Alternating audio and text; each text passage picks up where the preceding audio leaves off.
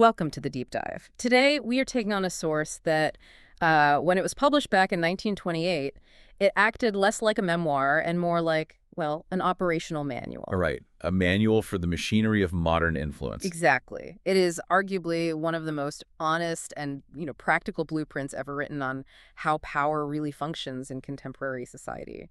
We are diving into Edward Bernays' seminal text, Propaganda.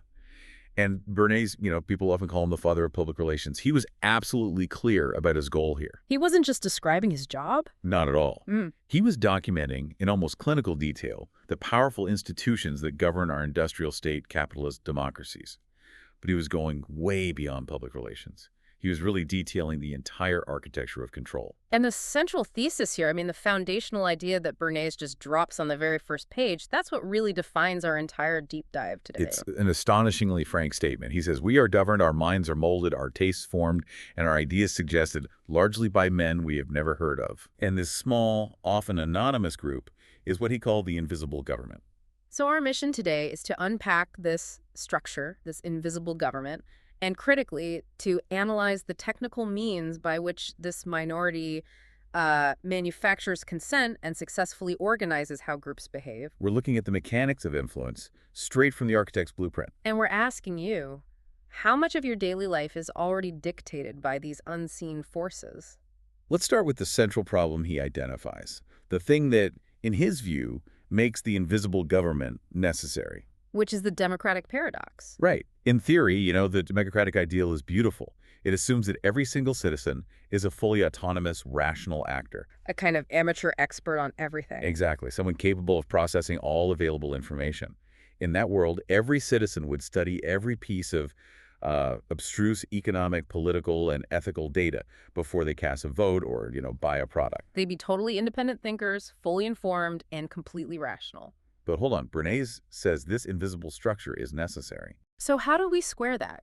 If this invisible government is necessary for society to function, how do you reconcile that with the core democratic ideal that citizens should be autonomous? Isn't he basically arguing that democracy is functionally impossible without some form of manipulation? I think he would say he's just pointing out an observable reality, not pushing a theory. He says we have to step out of the textbook and look at the real world, the chaos. Okay. Think about your everyday life.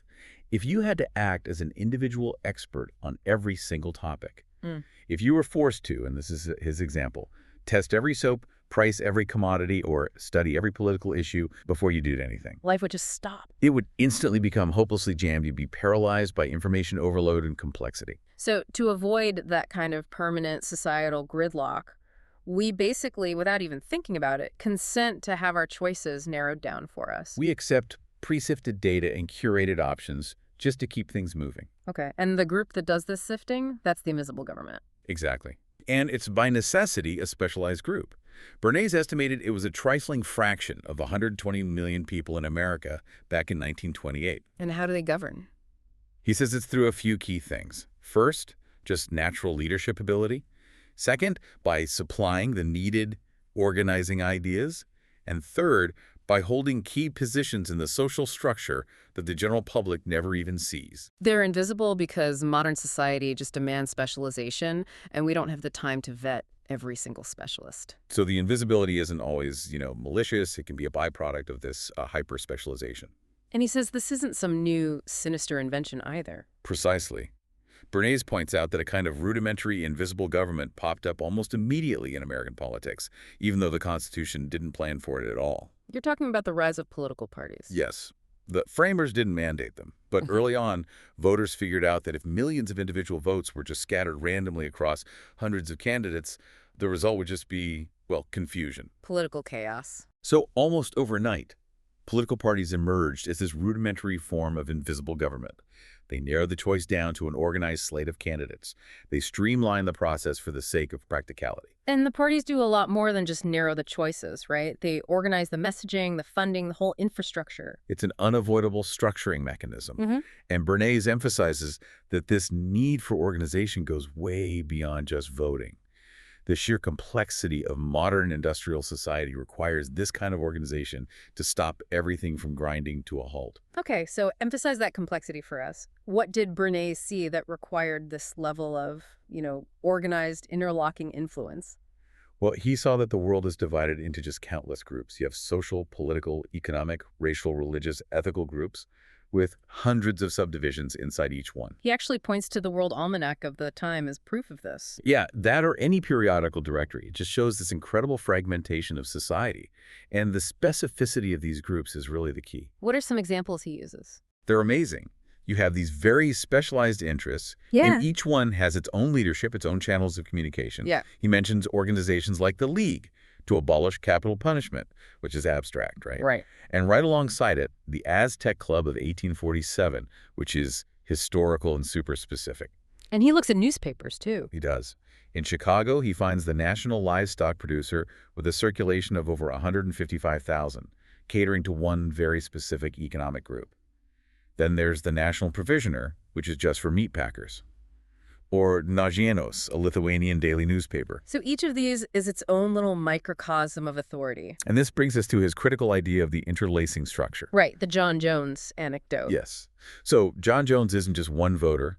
He's a Rotarian, he's a church member, he's in a political party, a charity, a golf club, maybe a league against prohibition. He belongs to dozens of overlapping groups. Exactly.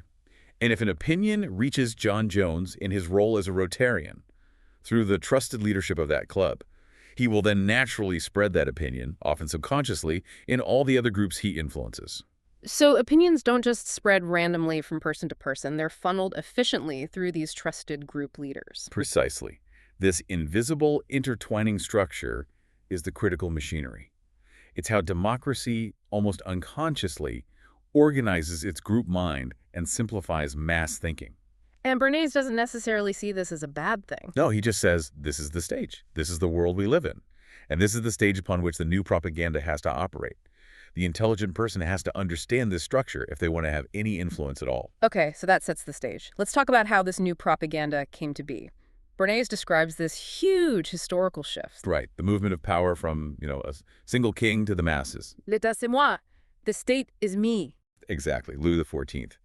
That gave way to a world where power supposedly resides with the people. And this was fueled by that famous trio from the Industrial Revolution: the steam engine, the multiple press, and the public school. Mass production demanded mass consumption. And politically, the public school created mass literacy, and the press allowed for mass communication. At the surface, that sounds like a huge win for democratic ideals. Universal suffrage, universal schooling. You're creating a rational mind fit to rule. That was the doctrine, absolutely.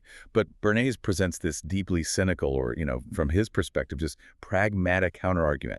He argues that instead of creating minds capable of genuine, original thought, universal literacy just gave the common man rubber stamps. That image of the rubber stamp is so powerful. What are these stamps inked with? They're inked with these simple, wholesale stimuli. Advertising slogans, tabloid headlines, little sound bites from scientific reports, prepackaged platitudes. So because everyone is exposed to the same standardized media, everyone gets the same imprint. That's his argument. Instead of creating 120 million unique thinkers, you created 120 million consumers, quite innocent of original thought. They were standardized for consumption and for governance. And that is the foundation for the new propaganda. A standardized mass mind that's highly susceptible to these simplified, repeated stimuli. Right. Now, we have to talk about the word itself, propaganda, because he was writing at a time when it had just picked up this really negative, sinister connotation. From its use in World War I. Exactly. Yeah. So he knew he had to sort of reclaim the word. And what was its original meaning? He points out that its origin is actually in religious organization. It goes back to 1627 with the Catholic Church's Sacred College to Propaganda Feed. A society for overseeing foreign missions. Right, and in that context, it just means effort directed systematically toward the gaining of public support for an opinion or a course of action. It's just a mechanism. It's like a printing press. It's neutral. So the activity itself isn't inherently evil. It's the intention behind it that matters. Precisely. Bernays argues propaganda is, and I'm quoting here, vicious and reprehensible only when its authors consciously and deliberately disseminate what they know to be lies, or when they aim at effects which they know to be prejudicial to the common good. Otherwise, it's just a necessary function for any organized group trying to get public buy-in. And that leads to his refined modern definition, which is so important. He calls it a consistent, enduring effort to create or shape events, to influence the relations of the public to an enterprise, idea, or group. And it's the executive arm of the invisible government. And that key phrase in there, we just cannot stress this enough, is create or shape events. Right. The propagandist doesn't just react to the news cycle. They create the news. They proactively create circumstances that are designed from the ground up to influence opinion. To make this really concrete, Bernays does this startling analysis. He takes the front page of the New York Times from the day he was writing in 1928. Yeah, and he just breaks it down to show how much of the news that the public thinks is spontaneous fact is actually prearranged propaganda. What did he find? He finds 8 major stories on the front page, and half of them, 4 of them, were identifiable as conscious efforts to shape public opinion. That really shows the saturation of this, even in the most respected papers of the day. It does. Let's look at the first one. 12 nations warn China real reform must come. Okay, so what's the propaganda there? This was a joint report made public by the State Department. It wasn't a leak. It wasn't some investigative scoop. It was a scheduled press release designed to get public support for a really complex diplomatic position. The government was using the press as a lever. A deliberate framing to control the narrative. What's next? Pritchett reports Zionism will fail. This was a report from a trustee of the Carnegie Foundation. The report was instantly broadcast with all the authority and prestige of the foundation behind it. So it wasn't just some guy's opinion. Right. It was an authority figure using the media to shape public opinion on a very sensitive international issue, the Jewish settlement in the Arab world. And the domestic examples show the same thing. Realty men demand a transit inquiry. That's clearly an organized effort by an interested group, the New York Real Estate Board, to influence the city government. They couldn't just force an inquiry, so they created a public demand for one. Using the press as their amplifier. And the last one. Our living standard highest in history, says Hoover Report. That's just a conscious effort by a public figure, Herbert Hoover, who was Secretary of Commerce, to shape a positive economic narrative. So 4 out of 8 major news items were consciously created events designed to get a specific public response. The news isn't just a mirror of reality. It's often a stage, and it's set by these invisible hands. It really drives home his claim. Propaganda is continuous, and it regiments the public mind. Okay, so if the news itself is constantly being created, we have to look behind the curtain. Bernays insists the real influence isn't just with politicians we see. No, it's in the hands of people we truly never see, and they often override the actions of even well-known figures. Like that classic story of a few financiers picking a presidential candidate around a table in a hotel room.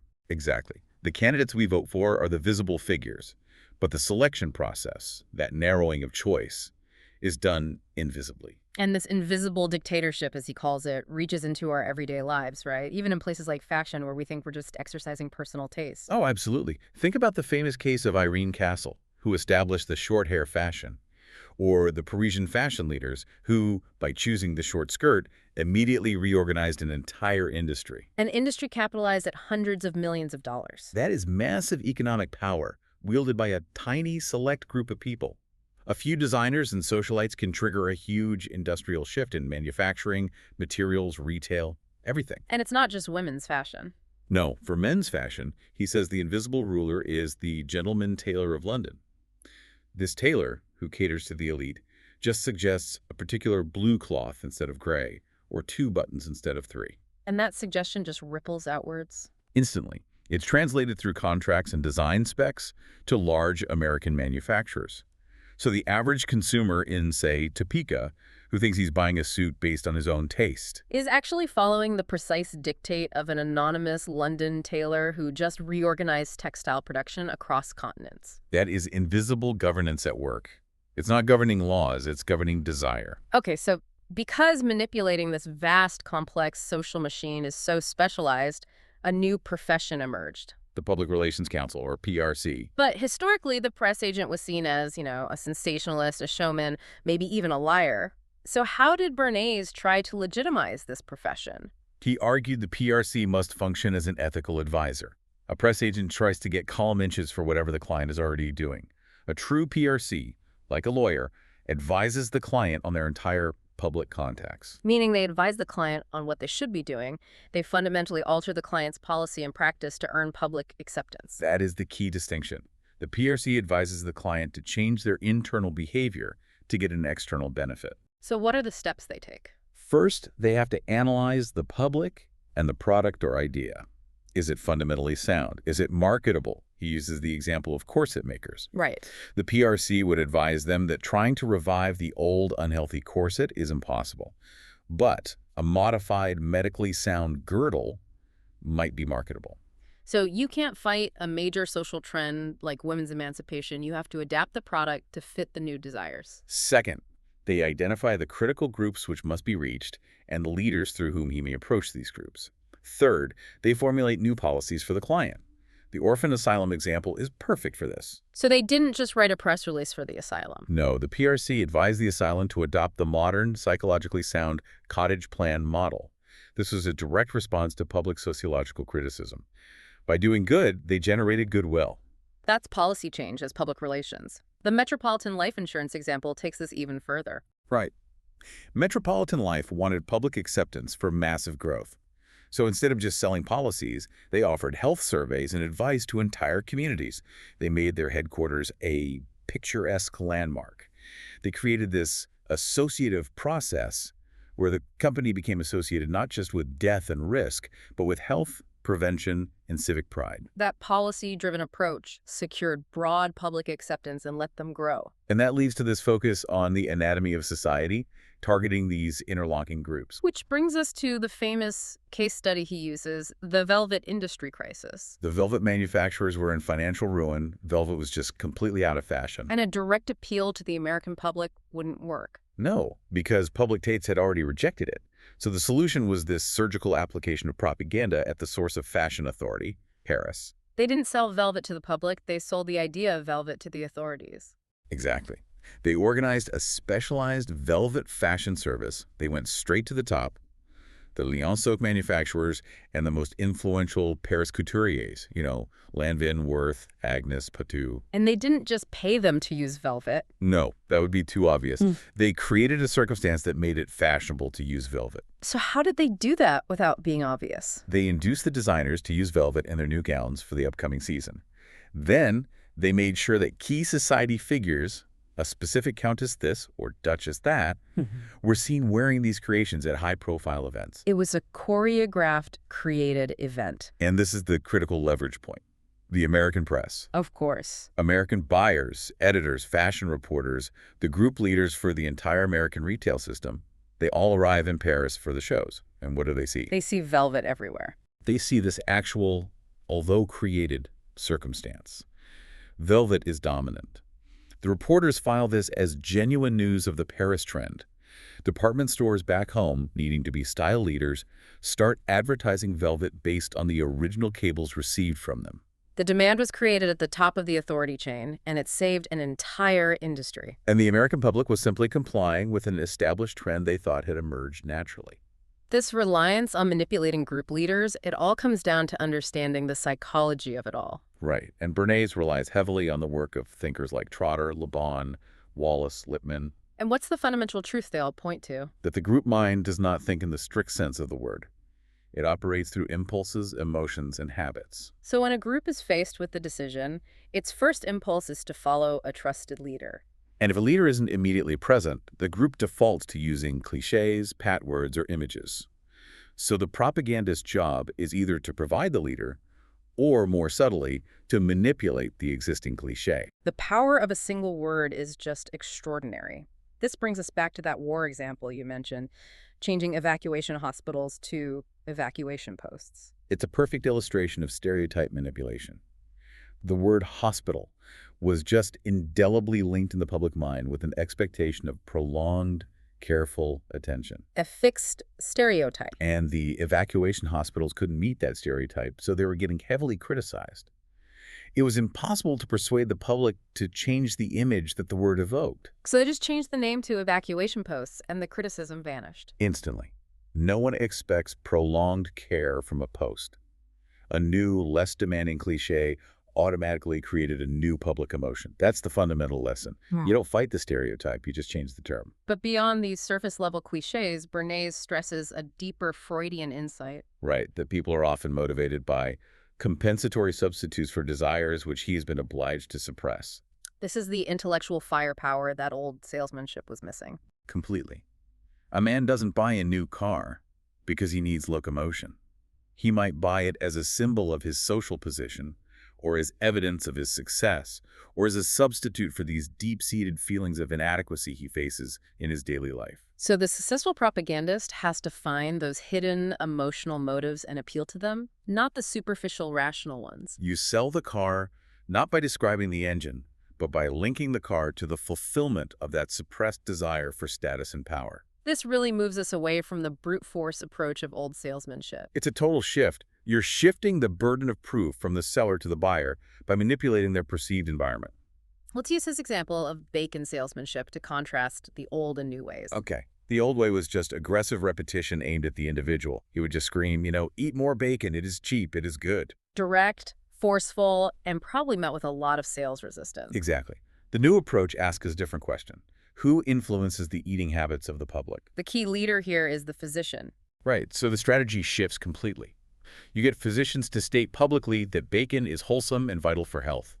And sales follow automatically because of the public's, as he puts it, psychological relation of dependence upon their physicians. You targeted the leader and the group followed, accepting the advice as sound, impartial medical fact. You've removed sales resistance by creating a third-party circumstance of authority. The piano example is even more elaborate in how it uses the anatomy of society to create an artificial need. The piano industry had a huge problem. Direct ads just clashed with rival claims from radios, cars, everything else competing for the consumer's dollar. People were buying cards because it was group custom. It was a social symbol. The piano was losing its status. So the goal was to make the piano a new group custom by appealing to a deeper, more fundamental emotion, the home instinct. How did they do that? The strategy was to introduce the concept of the period music room into architectural and interior design consciousness. They organized exhibitions of these music rooms, all designed by influential high-end decorators. And they boosted the prestige of these rooms. By staging a high-profile ceremony, inviting key society figures, famous violinists, popular artists, all to dramatize the importance of the concept. And that event, projected out through these group leaders, it had a ripple effect into the construction industry. Right. Architects, copying the masters of their profession, started incorporating music rooms into their plans. The music room was made the thing. It became a necessary part of a stylish, successful home. So the desire to buy a piano, which had been dormant, now comes to the buyer as his own idea. It's driven by architectural and social pressure. The consumer, now seeking this new status symbol, walks into a store and says, "Please sell me a piano." The propagandists didn't sell the piano, they sold the room, and the room demanded the piano. That masterful coordination of groups and motives is probably best captured by the ivory soap sculpture competition. It's a perfect blend of commercial motive and social purpose. It was a brilliant move by Procter & Gamble. They offered prizes for sculpture in white soap, open to school kids and professionals, and they got the sponsorship of the Art Center in New York. That sponsorship was crucial, right? Getting that institutional authority. It provided the necessary moral legitimacy to what was, at its heart, a massive sales campaign. School superintendents and art teachers endorsed it as an educational aid. And the campaign just activated a whole range of psychological motives at once. All at once. First, the aesthetic motive aligning soap with art. Then, the competitive spirit of school groups. The snobbish motive of following recognized leaders. The exhibitionist motive of having your work displayed. And crucially, the maternal motive. Which, as Bernays points out, related to the soap shavings. Yes. The clean shavings from the kids' practice pieces could still be used for laundry. This made the soap a matter of personal and intimate interest to children and mothers. And the scale of this was just enormous. By the fourth annual competition, over 4,000 carefully selected pieces were entered. But think about how many millions of bars were used for practice. The client's commercial interests perfectly aligned with the group's interests. Art, education, competition. That alignment is the definition of successful, subtle propaganda. Let's look at how this technique applies to major sectors, starting with business. Bernays notes that in the era of mass production, a business has to constantly maintain steady demand. which means it has to not only sell its product, but sell itself to the public to ensure stability, And this created what he called the new competition. which is not just between rival firms, but fierce competition between entire industries fighting for a share of the consumer's dollar. Products used alternatively, like stone versus wood or linoleum versus carpets. So it's not just Ford versus Chevy anymore. It's the entire auto industry fighting the entire housing industry for the consumer's financing. Exactly. And the fiercest of these wars, according to an analysis Bernays cites, takes place 3 times a day at the dining room table. The dining room table war. Oranges fight prunes. Green olives fight sauerkraut. And the economic implication of this is fascinating. It centers on the calorie limit. That's the core constraint. A person can only eat, 2,000 to 3,000 calories a day. So food industries are in a zero-sum battle for that limited stomach space. The consumer can't eat more food. So the industries must fight each other via advertising and propaganda. The marketing strategy changes from convincing you to buy to convincing you not to buy a competitor's product or even a whole category.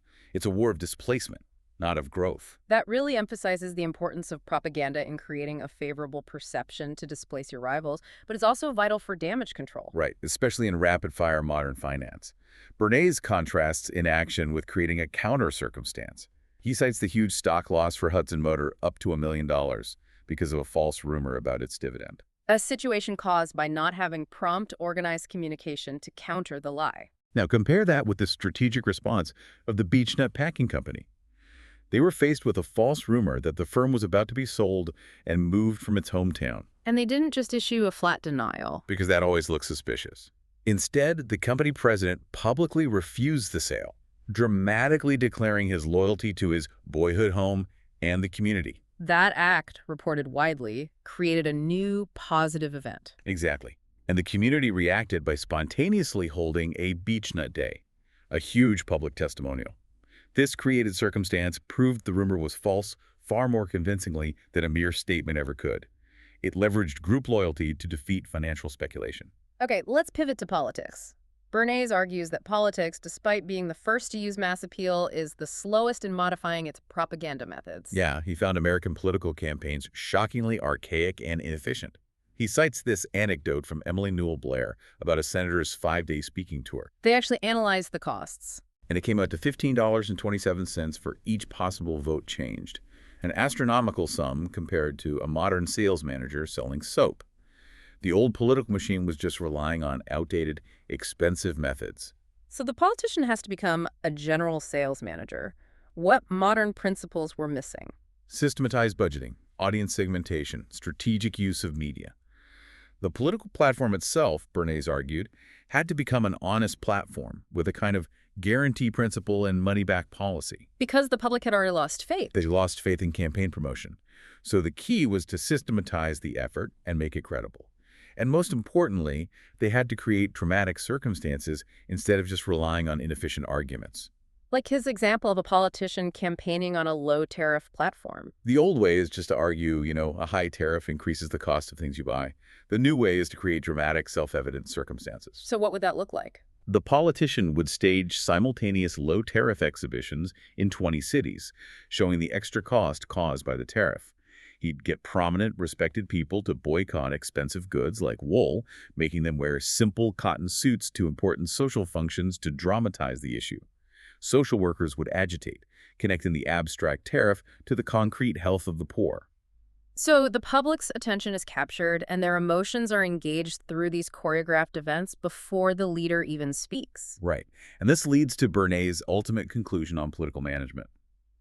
The statesman's function is to be a leader as finely versed in the technique of propaganda as in political economy and civics. The goal, he argues, is leadership democracy administered by the intelligent minority who know how to regiment and guide the masses. That's the core of it. But how does Bernays, as a proponent of democracy, justify what sounds like a fundamentally elitist structure? Is he really advocating for this or just acknowledging what he sees as an unavoidable reality? I think he's acknowledging what he sees as reality. He views the mass electorate as incapable of truly processing the complex information needed to govern a large state. So, For the system to function without descending into chaos, the intelligent minority must guide them. He rationalizes it by saying as long as their goals align with the common good, it's okay. Yes, he calls it government by education. And to institutionalize this, he proposes a pretty radical change to the highest level of government. The creation of a Secretary of Public Relations in the president's cabinet. Yes, this official would interpret America's aims to the world and keep citizens informed. It's a two-way channel, interpreting the people to the government and the government's complex policies to the people. He believed this was the only way to focus the public mind and guide the vast, heterogeneous mass of voters toward clear understanding and action. Let's shift now to the non-commercial and non-political areas where he says propaganda is just as essential. Right, like social change. Bernays notes that after getting the right to vote, women's real influence was actually greater in their organized groups than through individual office holders. He was skeptical of the power of female politicians like Mountper Ferguson. He argued their real leverage was in groups like the League of Women Voters or the WCTU. These groups would map out legislative programs and then use the propaganda techniques they'd mastered during the suffrage campaigns to push for them. What were some of the specific successes he credited to them? Primarily welfare legislation, the 8-hour day for women, and the Shepherd-Towner maternity bill. They understood that abstract ideas couldn't be passed through rational debate alone. They had to create awareness through visual, striking methods. It's like the Consumers Committee fighting that American valuation tariff. A perfect example. They had to translate this abstract tariff policy into a concrete, painful reality. So they rented an empty store on 57th Street in New York and just displayed ordinary merchandise. And they tagged each item with 2 prices. The current price and the price it would cost if the tariff passed. It was dramatic, self-evident, and it instantly rallied public support by translating complex policy into palpable economic pain. And they defeated the legislation. Moving on to education, Bernays argues that the profession isn't getting its proper share of public interest because educators have failed to act as propagandists for their own field. He says the teacher's job has to be twofold. They have to be trained as educators and as propagandists for their profession. He argues the profession suffers from low status and low pay, especially when you compare it to the dramatized success of a businessman. So the teaching profession has to consciously use propaganda to raise its own profile. To assert its crucial relation to society, and by doing so, attract better talent and more funding. And universities face their own unique challenges depending on where their money comes from. Right. State universities have to sell themselves to the people of the state to get legislative grants. This forces them to focus on public service and popular research, and they risk becoming just political instruments. Meanwhile, endowed colleges have to convince successful business donors to support abstract ideals. Ideals that those business leaders might often despise. So the university has to bridge that gap. How do they do that? Using propaganda. Through things like the College News Bureau. Yale and Harvard established these offices to maintain contact with the public, attract specialized endowments, and crucially, make sure athletic prowess doesn't overshadow their academic work. It's internal PR. Exactly. And scholarly research has to be given dramatic form which the public can understand. An expedition into biblical lands has to be framed as shedding new light on a known story. The zoology department's chase for bacilla has to be packaged with dramatic language to generate interest in financial aid. So you have to interpret the research, not just present it. You have to make it a story. And finally, art and science. He notes that propaganda helps art galleries create public acceptance for artists, effectively launching their careers. And this extends deep into commercial art. Mass production can no longer compete just on being cheap. It has to establish aesthetic value. Business capitalizes on that aesthetic sense to create new competitive advantages. The Cheney Brothers silk example is the ultimate case study in this, commercializing good taste by linking the product to an unchallengeable authority. Right. Cheney Brothers, an American silk manufacturer, wanted to raise the prestige of American silk. So they associated their product with the authority of Paris by basing their designs on the work of a French ironworker, Edgar Brandt, and securing an exhibition of their designs in the Louvre. In the Louvre? The effect was immediate. American department stores then sold the silk based on its association with high art authority, which molded public taste and raised the prestige of the entire product category. That is literally manufacturing prestige, and the same applies to science. Pure science used to be isolated. But by Bernays' time, industry was funding abstract research at places like General Electric and AT&T. And with that corporate support comes the obligation to interpret the results. Television, broadcasting to the public through propaganda, It accustoms the public to change and progress. and makes them more receptive to new inventions and future industrial advancements. Science relies on propaganda to make sure its discoveries are adopted, not feared. So the propagandist has to constantly monitor shifts in media value. Bernays noted that the public meeting was already weak in the 1920s. Why was the traditional town hall style dying? It was a simple technological reality. You had the proliferation of cars, which took people away from home in the evenings, and the radio, which kept them comfortably at home. Yeah. And people were also just sick of the ballyhoo of the rally. The medium itself had just become inefficient. Right, and costly compared to the scale of new mass media. The modern newspaper, however, was still a primary medium, but its function had changed entirely. Editors no longer kill a story just because it's self-interested propaganda? No, the modern editor's criterion is purely news value. Bernays explicitly says the propagandist creates some of the day's events, which then have to compete for space. The editor's obligation is to accuracy and public interest, not to be a moral censor. So if a company arranges a transatlantic radiophone talk, that's an objective public event. It is news. It's news, regardless of the commercial benefit. So the game isn't to manipulate the editors, it's to create events that are objectively newsworthy. And he also saw the emerging power of the new visual media. Motion pictures, he argued, are the greatest unconscious carrier of propaganda in the world today. They standardize ideas, habits, and tastes globally, far beyond the reach of the written word. And radio, of course, was the wild card in 1928. Yeah. He recognized it as an important tool, but was still questioning its future. Would it compete with print advertising? Would special interests take over the stations? Regardless, the propagandist knew the potential power of instantly transmitting an authoritative voice directly into millions of homes. What about the role of personality in this whole machine? Does the personality make the propaganda, or does the propaganda make the personality? Personality is still crucial, because the public instinctively demands a person to typify an enterprise. That person acts as a living symbol of trustworthiness or competence. He tells that famous story of the great financier who fired his partner for divorcing his wife. What was the logic there? The financier said, "If you are not capable of managing your own wife, the people will certainly believe that you are not capable of managing their money." In the public mind, marital competence was symbolically linked to financial competence. The partner was a poor symbol, a liability. That's fascinating. And if the symbol is mishandled, the campaign fails. Like the Prince of Wales's poorly advised American visit. He was initially mishandled by being pushed into these frivolous, wealthy social circles of the Long Island. He became a symbol of sporting Long Island and dancing beauties. A complete misuse of his symbolic power.